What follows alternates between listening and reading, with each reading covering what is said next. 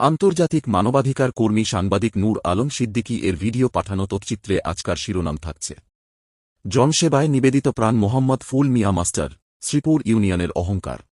গাইবান্ধা জেলার সুন্দরগঞ্জ উপজেলার শ্রীপুর ইউনিয়নে এক সম্ভ্রান্ত মুসলিম পরিবারে জন্মগ্রহণ করেন মোহাম্মদ ফুল মিয়া মাস্টার।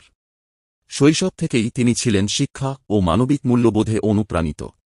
একাধারে শিক্ষানুরাগী ও সমাজসেবক হিসেবে তিনি নিজেকে গড়ে তোলেন।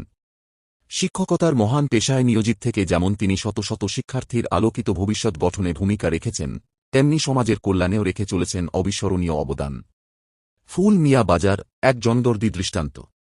জনগণের মৌলিক চাহিদা পূরণে মোহাম্মদ ফুল মিয়া মাস্টার যে উদ্যোগ নিয়েছেন তা নিঃসন্দেহে প্রশংসার দাবিদার। তিনি পৈতৃক সম্পত্তি বাজারের নামে রাজস্ব করে দিয়ে নিজ নামে প্রতিষ্ঠা করেছেন একটি বাজার, ফুল মিয়ার হাট ও বাজার। এই বাজারটি কেবল একটি কেনাবেচার স্থান নয়, এটি একটি স্বপ্নপূরণের কেন্দ্র, যেখানে দূর দূরান্ত থেকে মানুষকে আর কষ্ট করে বাজারে যেতে হয় না। অত্র এলাকার স্থানীয় বাসিন্দারা জানান, আগে বাজার করতে অনেক কষ্ট হতো, দূরবর্তী হাট বাজারে যেতে হতো, কিন্তু এখন ফুল মিয়া বাজারেই পাওয়া যায় সবকিছু, তরকারি, চাল ডাল, মাছ মাংস থেকে শুরু করে নিত্য প্রয়োজনীয় সব জিনিস। কুচক্রী মহলের অপ্রচার ও মানুষের ভালোবাসা।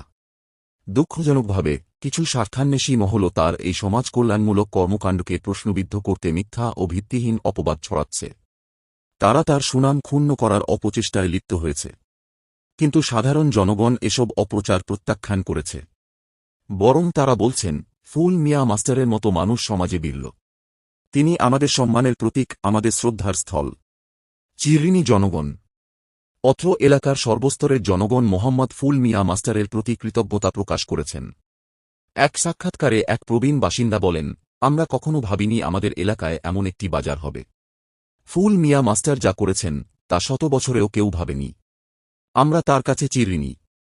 মোহাম্মদ ফুল মিয়া মাস্টার একজন আদর্শ সমাজসেবক ও শিক্ষানুরাগী। তার অবদান শুধু শ্রীপুর ইউনিয়নের জন্য নয়, সমগ্র সুন্দরগঞ্জ উপজেলার জন্য গর্বের বিষয়।